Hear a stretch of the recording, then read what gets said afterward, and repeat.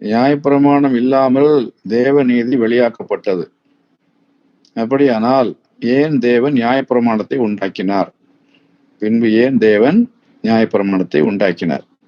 அப்ப இந்த கேள்வியில நியாயப்பிரமாணத்தை ஏன் உண்டாக்கினார் என்று சொல்லப்பட்டிருக்கிறது. நியாயப்பிரமாணம் அப்படிங்கிறது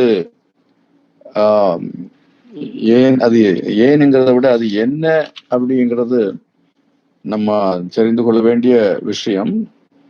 அப்போ அந்த நியாயப்பிரமாணம் அப்படிங்கிறது இந்த லா.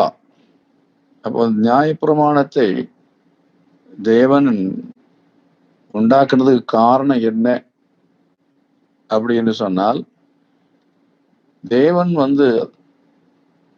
அவர் நீதி உள்ளவர். அப்ப நீதி உள்ளவராய் இருக்கிறவர் என்று சொல்லும்போது அவர் என்ன செய்கிறார் என்று சொன்னால், பிரமாணத்தை வைக்கிறார். இப்போ பிரமாணம் இல்லாமல் நீதி இல்லை. இப்ப நீதி என்று சொன்னால் என்ன? அவர் ஒரு தவறு செய்தால் தவறுக்கு தண்டனை கொடுப்பது, அதுக்கு பேர் தான் நீதி. நீதி நிறைவேற்றுவது. அப்போ அந்த விதத்துல தேவன் என்ன செய்கிறார் என்றால், நியாயப்பிரமாணத்தை அவர் ஏற்படுத்துகிறதை பார்க்கிறோம்.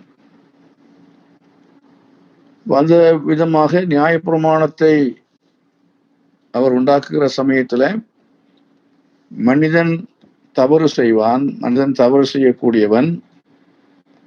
அப்படி அவன் தவறு செய்வான் என்று தெரிந்து தேவன் ஏன் பிரமாணத்தை வைத்ததுனால்தான் அவன் மீறுகிறான். இந்த பிரமாணத்தை வைக்காமல் இருந்திருந்தால் அவன் மீற மாட்டானே என்று சொல்லி நாம் நினைக்கலாம். அப்படி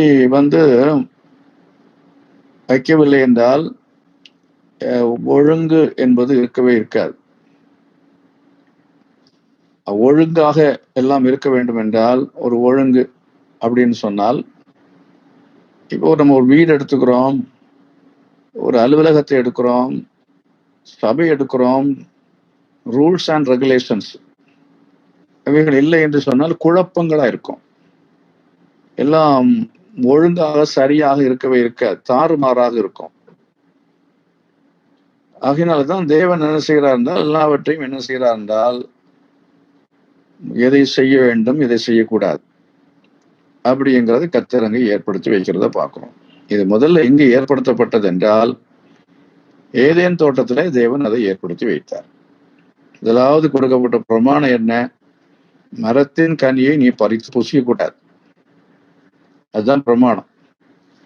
அப்ப அந்த பிரமாணம் அது மீறின போது, அதாவது தேவன் தன்னுடைய நீதியை வெளிப்படுத்தினார். தன் நீதியை அவர் வெளிப்படுத்தினார். அப்ப நீதி எப்படி வெளிப்பட்டது என்று சொல்லும் போது, உண்மையில சொல்ல போனால் அவர் அவர்களை அழித்திருக்க வேண்டும். நீ புசிக்கும் நாளிலே சாவாய். தேவன் அவர்களை அழிக்கவில்லை. தேவன் அவர்களை அழிக்காமல் அவளுக்கான அதே வேளை சாபத்தை கொடுத்தார். அதெல்லாம் ஆசீர்வாதம். பிரமாணத்தை கை கொள்ளும் போது ஆசீர்வாதம், பிரமாணத்தை கை கொள்ளாத போது சாபம். பிரமாணத்தை கை கொண்டால் ஆசீர்வாதம், இல்லை என்றால் சாபம் என்கிறதை உபாகமம் 28ஆம் அதிகாரத்தில் முழுவதும் படிக்கிறோம். அந்த விதமாய் தேவன் ஆசீர்வாதத்தை எடுத்தார், ஆனால் சாவை கொடுக்கவில்லை. சாவு 930 வருஷத்துல வந்தது உண்மைதான். ஆனாலும் அவர்களுக்கு ஆத்ம மரணம், பாவத்தின் சம்பளம் மரணம், இல்லாட்ட நரகம். அந்த நரகத்தை தேவன் கோபாக்கினையின் பலனான நரகத்தை, ஆத்மாவுடைய நித்தியமான நரக ஆக்கினையை அதை ஆண்டவர் அவர்களுக்கு உடனே கொடுத்து அப்படியே நிறைவேற்றி விடவில்லை. அதற்காக அவர் செய்ததான காரியம் என்ன? அவர் செய்த காரியம், மனிதனை தேடி வந்தார், ஆதாமை தேடி வந்தார். ஆதாமை தேடி வந்து அங்கே நீதியை நிறைவேற்றி அவனை அழிப்பதற்கு வரவில்லை. அந்த நீதி உள்ள தேவனை குறித்து அவன் பயந்து என்ன செய்தான் என்று சொன்னால் ஒளித்து கொண்டான். அவனுக்கு பயம் வந்தது, கொன்று விடுவார் என்று. ஆனால் தேவன் அவனை கொல்லவில்லை. கொல்லாமல் அவனை ரட்சித்தார். எப்படி ரட்சித்தார் என்றால், அவர் இந்த உலகத்தில் அந்த பிரமாணத்தை மீறின தவறுக்காக அந்த குற்றத்திற்கான பிராயசித்தத்தை, அதற்கான தண்டனையை அவர் தம்மேல் ஏற்றுக்கொண்டு இந்த உலகத்தில் அதற்கான மரணத்தை அவரே அடைவதற்காக குமாரன் என்கிற நிலையில அவர் இந்த உலகத்துல வந்து மனுஷகுமாரனாக வெளிப்பட்டு தேவகுமாரனாக அறிவிக்கப்பட்டு மனுஷகுமாரனாக இந்த உலகத்திலே பிறந்து அவர் மரிக்கும்படியான அந்த அறிவிப்பை, அந்த வாக்கு தத்தத்தை தேவன் 3ஆம் அதிகாரத்திலேயே கொடுக்கிறார். ஸ்திரீயின் வித்து சர்ப்பத்தின் தலையை நசுக்கும் என்று சொன்னார். அங்குதான் முதல் வாக்கு தத்தம். அப்ப ரட்சிப்புக்கான வாக்கு தத்தம், அந்த பாவத்தினுடைய பிராயசித்தம், அந்த கோபாக்கினையிலிருந்து நீங்களாக்கப்படுவதற்காக தேவன் இந்த உலகத்துல வந்து மனிதனுக்காக மரணத்தை அவர் ஏற்றுக்கொள்ளப் போகிறார். ஸ்ரீவித்து சர்ப்பத்தை தலையை நசுக்கும், அவன் உன் குதிகாலை நசுக்குவான். அப்ப குதிகாலை நசுக்குவான் என்பது அந்த மரணத்தை குறிக்கிறது, சிலுவை மரணத்தை குறிக்கிறது. அதுக்கு அடையாளமாக அந்த விதத்துல அவர் அதை அன்றைக்கு வாக்குத்தத்தம் செய்தவர். அந்த விதமாக இந்த உலகத்திலே வந்து அவர் என்ன செய்தார் என்றால் 2000 வருஷத்துக்கு முன்பாக வந்து மரித்தார்.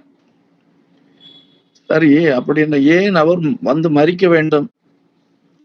அவன் பாவத்தை சரி நான் மன்னிக்கிறேன் என்று சொல்லிவிட்டு போயிருக்கலாமே என்று நீங்கள் சொல்லலாம். அவன் தப்பு செய்தான், பிரமாணத்தை கைக்கொள்வதில் மன்னிக்கலாமே என்று நீங்கள் சொல்லலாம். ஆனால் அப்படி அவர் செய்ய முடியாது. ஏனென்று சொன்னால், அப்படி செய்தால் தேவன் நீதி உள்ளவர் என்று அவர் தன்னை விளங்க பண்ண முடியாது. தேவன் தன்னுடைய நீதியை விளங்க பண்ணும்படியாகத்தான் 2 காரியம் செய்ய வேண்டும். ஒன்றில் அவனை கொல்ல வேண்டும், மனுஷன் கொல்லப்பட்டு அவன் நரக வேண்டும். இன்னொன்று, அவர் என்ன செய்ய வேண்டும் என்றால் அந்த பாவத்திற்கான பரிகாரத்தை செய்ய வேண்டும். பாவத்துக்கு பரிகாரம் அவன் சாவதுதான், அவனை கொல்வதுதான், அதாவது தண்டிக்கப்பட வேண்டும். அந்த தண்டனையை அவனுக்கு கொடுக்காமல் அவர் என்ன செய்தாருக்கு? அதுக்கு பேர் தான் கிருபை. கிருபையினாலே அவர் இந்த உலகத்தை அதை தன்மேல் அந்த பாவத்தை தன்மேல் ஏற்றுக்கொண்டு அவர் வந்து மரித்தார். அவர் வந்து மரித்தபடினாலே நீதி நிறைவேற்றப்பட்டது. அவர் பொய்யர் என்று சொல்லாமல் தான் அவர் சொன்னதன்படி அவர், அதாவது பாவத்தை நீ செய்யும் நாளே சாவா என்று சொல்லிவிட்டார். சாவா என்று சொன்ன அந்த பிரமாணம் கொடுக்கப்பட்டது. பிரமாணத்தை மீற முடியாது. பிரமாணத்தை ஆதாம் மீறினான், தேவன் மீற முடியாது. மன்னிக்கிறேன் என்று சொல்லி அப்படி விட முடியாது. அதனாலதான் அந்த பிரமாணம் அவரை கட்டுப்படுத்துகிறது. பிரமாணம் மனுஷனையும் கட்டுப்படுத்துகிறது, தேவனையும் கட்டுப்படுத்துகிறது. அவ்விதமாகத்தான் இந்த உலகத்துல வந்தவர் மரித்து நீதியை வெளிப்படுத்தினார். அதுதான் நீதி வெளிப்படுத்தப்பட்டது. அந்த விதமா நீதியை நிறைவேற்றினார். அப்படி இயேசு கிறிஸ்து மூலமாக அந்த நீதியை வெளிப்படுத்தப்பட்டது என்பது நமக்கு புதிய ஏற்பாட்டில் இயேசு கிறிஸ்து மூலமா என்பது. ஆனால் ஆதாமுக்கு அப்பொழுது ஆண்டவர் சொன்னதன்படி அவன் 2000 வருடத்தில் வரையிலும் ஆதாமோ அதுக்கு பின்னால் உள்ளவர்களோ பாவத்தில் அவர்கள் அப்படியே மரிக்கக்கூடாது அல்லவா? ஆகையினால் அவர் என்ன செய்தார் என்றால், அதற்கு ஒப்பனையான பலியாக ஆட்டு மந்தையிலிருந்தோ மாட்டு மந்தையிலிருந்தோ எடுத்த மிருகங்கள் ஒன்றை அடித்து அதை பலியாக்கி அந்த பலியின் மேல் இரத்தத்தின் மூலமாய் பாவ மன்னிப்பு என்கிறதை விசுவாசித்து கிறிஸ்துவின் அந்த பிராயசித்தத்தை விசுவாசித்து அதுக்கு அடையாளமான பலியை நிறைவேற்ற வேண்டும். பின்பு பலியை மட்டுமல்ல, அதுக்கு பிறகு பலிக்கு செலுத்துவதற்கு முன்பாக, அதாவது பலி மட்டும் அல்ல, அதுக்கு பிறகு விருத்த சேதனமும் செய்யப்பட்டது. அது ஆபிரகாம் காலத்துல விருத்த சேதனம் துவங்கியது. இந்த விதமாக இவைகள் நிறைவேற்றப்பட்ட காரியங்களை குறித்து நம்ம வேதத்துல பார்க்கிறோம். இந்த பலி, விருத்த சேதனம், இந்த காரியங்கள் நிறைவேற்ற ஆபிரகாம் பிறகும் பலிகள் செலுத்தப்பட்டது, ஆபிரகாமுக்கு முந்தியும் பலிகள் செலுத்தப்பட்டது. ஆபிரகாம் காலத்திலிருந்து விருத்த சேதனம் ஆரம்பித்தது. அப்ப இந்த விதமாக இந்த பலியை செலுத்துகிற ஒவ்வொருவரும் இப்ப என்ன செய்ய வேண்டும் என்றால், அவர்கள் பாவ மன்னிப்பை அடைந்து அவர்கள் இழந்து போன தேவ நீதியை இப்பொழுது பெற்றுக்கொள்ள வேண்டும் என்றால் விசுவாசித்தால் போதும். விசுவாசிக்க வேண்டும். இயேசு கிறிஸ்து மூலமாய் வரப்போகிற அந்த பலி, அந்த நீதியை விசுவாசித்து அவர்கள் என்ன செய்ய வேண்டும் என்றால் பலியை அவர்கள் செலுத்தினார்கள். அதன் மூலமாக அவர்களுக்கு நீதி கிடைத்தது. நீதி ஏன் கிடைக்க வேண்டும் என்றால், நீதி இல்லை என்றால் அவர்கள் நரகத்துக்கு போவார்கள். அந்த நீதியை வைத்துதான் அவர்கள் தப்பிக்கொள்கிறார்கள். நியாய தீர்ப்புக்கு தப்பிக்கொண்டு மோட்சத்துக்கு போக முடியும். ஆகையினால்தான் அவர்கள் பலியை விசுவாசிக்க வேண்டும். கிறிஸ்து வரையிலையும் பலியை நிறைவேற்றினார்கள். ஆனால் காலப்போக்கில் பலியை செலுத்தினார்கள். ஏன் செலுத்துகிறோம் என்று தெரியாமல் செலுத்தினார்கள். விருத்த சேதனம் செய்தார்கள். ஏன் செய்கிறோம் என்று தெரியாமல் செய்தார்கள்.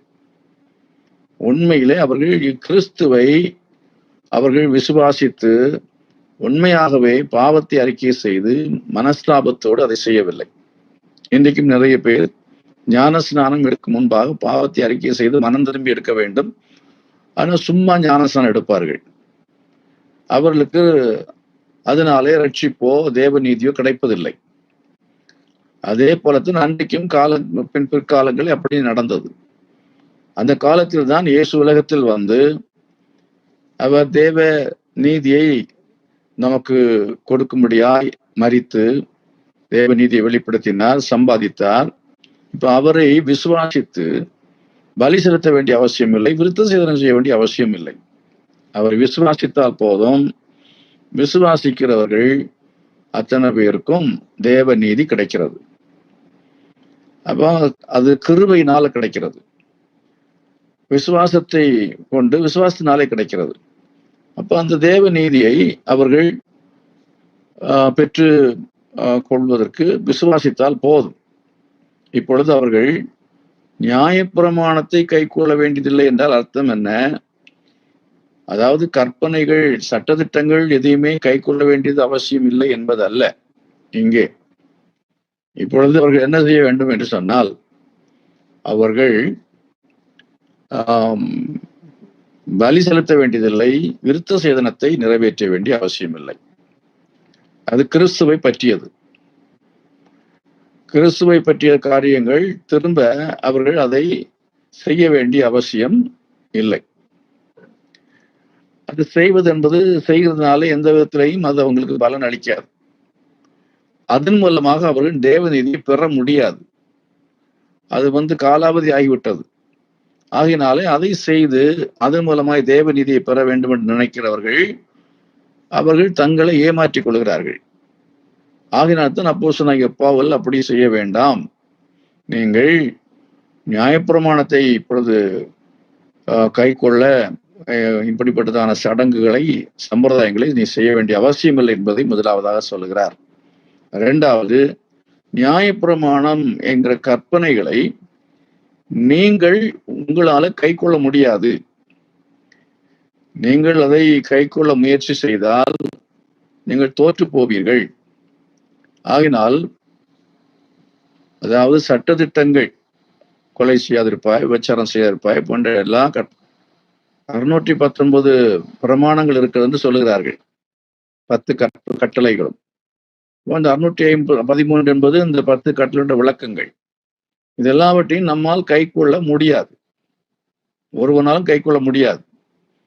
ஆகையினால் இயேசு விசுவாசித்து அவருடைய சமூகத்திலே தினந்தோறும் கிருபாசன தண்டையிலே நாம் போய் என்ன செய்ய வேண்டும்? நாம் கிருபைக்காக கெஞ்ச வேண்டும். அது தினந்தோறும் நம்ம ஜெபம் பண்ணுவது என்பது உலகத்துல ஆசீர்வாதங்களை பெறுவதற்கான வேண்டுதல்களை பண்ணுவதல்ல. அவைகள் கூட கொடுப்பார். ஆண்டவரே உம்முடைய கிருபை என்று சொல்லி அவருடைய கிருபைக்காக நாம் தேவ சமூகத்துல போனோம். நான் இன்றைக்கு பாவம் செய்து விட்டேன், தவறு செய்து விட்டேன், உம்முடைய கிருபை இதனால என்ன நீர் மன்னியும் என்று சொல்லி கிருபாசன தண்டையில சகாயம் செய்யும் கிருபையை பெறும்படிக்கு நாம் கிருபாசன தண்டை நாட வேண்டும். ஆகவேதான் தினந்தோறும் நாம் பாவம் செய்கிறவர்களா தான் இருப்போம்.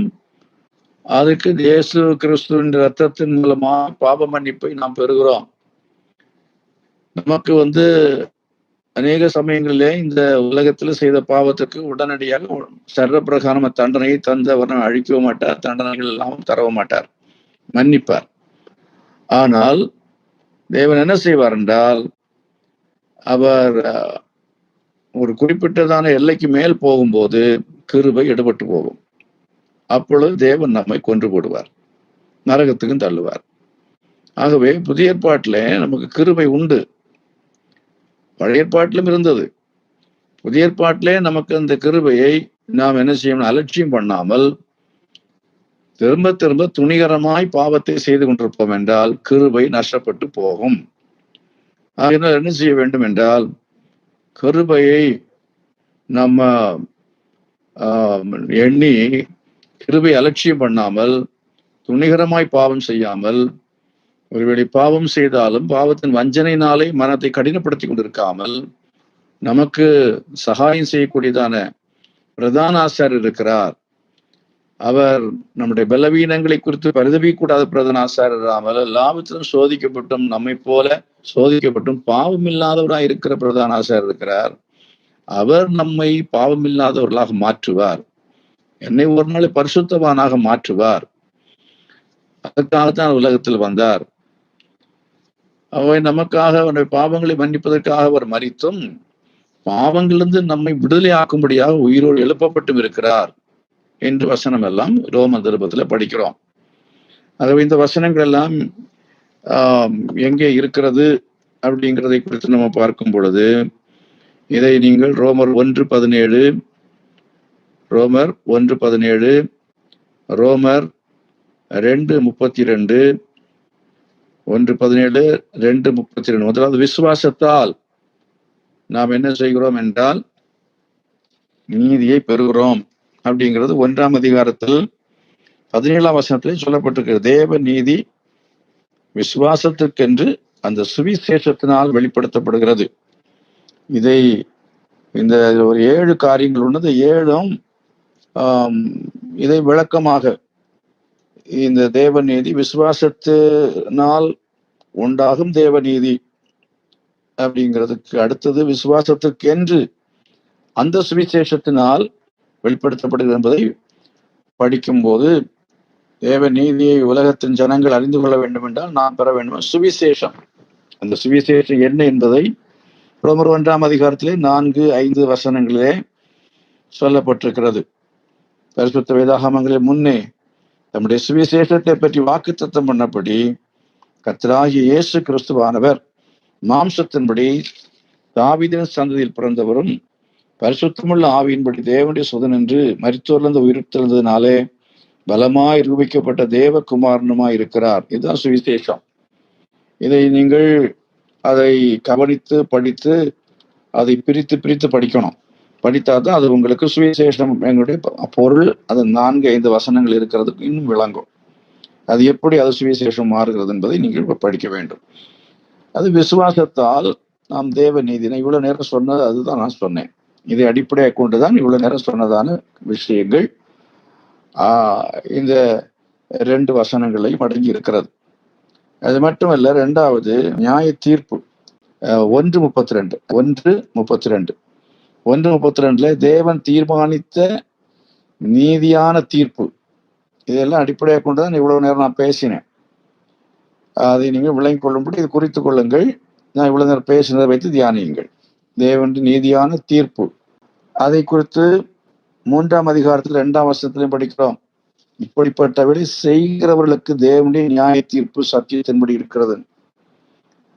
2:2-6 வரையிலும் தொடர்ந்து படித்தாலும் அதைத்தான் பார்க்கிறோம். தேவன் அவனுடைய கிரியைகளுக்கு தக்கதாய் அவனுக்கு பலனளிப்பார். இதெல்லாவற்றையும் வெள்ளிக்கிழமையில இரவு ஜெபத்துல இந்த ரோம நிருபத்திலிருந்து இவைகளை குறித்து நான் பேசிக் கொண்டிருக்கிறேன். ஏற்கனவே வெள்ளிக்கிழமையில பேசினவைகளை நீங்க எடுத்து யூடியூப்ல கேட்கலாம்.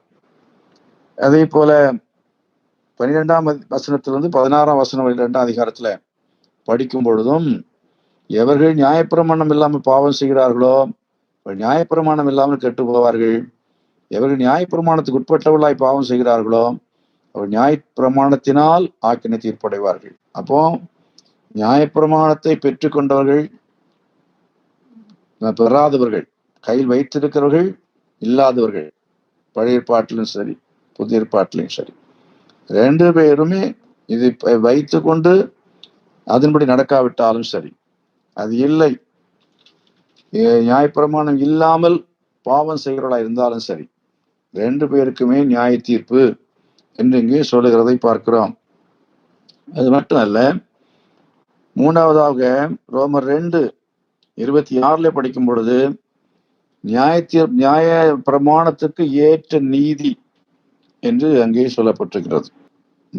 நீதிகளை கை கொண்டால், அதாவது நியாய பிரமாணத்துக்கு ஏற்ற நீதி அப்படிங்கிறதை நாம் அங்கே என்ன செய்கிறோம் பார்க்கிறோம். அடுத்தது 3ஆம் அதிகாரம் 5ஆம் வசனத்துல படிக்கும்போது 3:5 தேவனுடைய நம்முடைய அநீதியும் தேவனுடைய நீதியும், இதெல்லாம் நான் சொல்ற தலைப்பு. இந்த தலைப்புகளை நீங்க எழுதி வைத்து என்ன செய்ய வேண்டும் என்றால் நீங்கள் ஆராய்ச்சி செய்ய வேண்டும். நம்முடைய அநீதியும் தேவனுடைய நீதியும் என்கிறதை பற்றி ரோமர்லே பவுல் விளக்குகிறார். 5வது 3ஆம் அதிகாரத்துல 21ஆம் வசனமும் 22ஆம் வசனமும் 3:21, 22 இதுல நம்ம படிக்கும்போது என்ன சொல்லப்படுது, நியாயப்பிரமாணம் இல்லாமல் தேவநீதி அப்படிங்கிற தலைப்புல படிக்க வேண்டும். நியாயப்பிரமாணம் இல்லாமல் தேவ நீதி, அதைத்தான் நம்ம இப்போ நான் சுருக்கமாக நான் உங்களுக்கு சொல்லி இருக்கிறேன் அது எப்படிங்கிறதை பற்றி. 6வதாக 4ஆம் அதிகாரம் 3ஆம் வசனம், 13ஆம் வசனம், 22ஆம் வசனம், 24ஆம் வசனம், 4:3, 13, 22, 24 இந்த வசனங்கள்லாம் விருத்த சேதனம் இல்லாமல் நீதி என்கிறதை பவுல் என்ன செய்கிறார், படிப்படியா அப்படியே சொல்லிக் கொண்டு வருகிறார் நீதியை பற்றி. அதுக்கு பிறகு 7வதாக அவர் சொல்லும் பொழுது, பாவம் பெருகின இடத்துல என்ன பெருகிற்று, கிருபை பெருகி அந்த கிருபையின் மூலமாக நமக்கு நீதி அப்படிங்கிறதை அடுத்த அதிகாரத்துல அவர் சொல்லுகிறதை நீங்கள் என்ன செய்ய முடியும், பார்க்க முடியும். அதே போல கீழே 5ஆம் அதிகாரத்துல அதை குறித்து நம்ம பார்க்கிறோம். இப்போ கிருபையினால 6ஆம் அதிகாரத்துல 14ஆம் வசனத்திலே வந்து சொல்லும் போது, நீங்கள் நியாயப்பிரமாணத்தை கீழ்ப்பற்றாமல் கிருபைக்கு கீழ்ப்பட்டிருக்கிறபடியால் பாவம் உங்களை மேற்கொள்ள மாட்டாதே என்று அங்கே அவர் சொல்லுகிறதை நம்ம என்ன செய்கிறோம் பார்க்கிறோம். ஆகவே கிருபையினால 4ஆம் அதிகாரம் 16ஆம் வசனத்திலிருந்து அது ஆரம்பிக்கிறது. 4ஆம் அதிகாரத்துல இருக்கிறவை எல்லாத்தையும் நம்ம படிக்கும் பொழுது அதை குறித்து விளக்கமாக படிக்க வேணும். 3ஆம் அதிகாரம் 24ஆம் வசனத்திலையும் நம்ம அதை பார்க்கிறோம். 3:24 கிருபையினாலே இயேசு கிறிஸ்துவில மீட்பை கொண்டு நீதிமான்கள் ஆக்கப்படுகிறார்கள். அதை தொடர்ந்து கிருபையும் கிரியையும் அப்படி என்று அவர் எழுதுகிறார். ஆபிரகாம் கிரியினால் அவன் நீதியை பெற்றானா? இல்லை, அவன் கிருபையினால் தான் விசுவாசத்தை கொண்டு நீதி பெற்றான் என்கிறதை அவர் இங்கே சொல்லுவார். அதுக்கு பிறகு பாவமும் அதிலிருந்து விடுதலை பெறுவதற்கு கிருபை வேண்டும். இப்ப கற்பனைகளை நாம் கை கொள்ள முடியாதா? முடியாது, ஆனால் முடிய வேண்டும். நாம் அதற்கு முயற்சி செய்ய வேண்டும். அதை கர்த்தர் தம்முடைய கிருபையை நமக்கு என்ன செய்வார்? தந்து உதவி செய்வார்.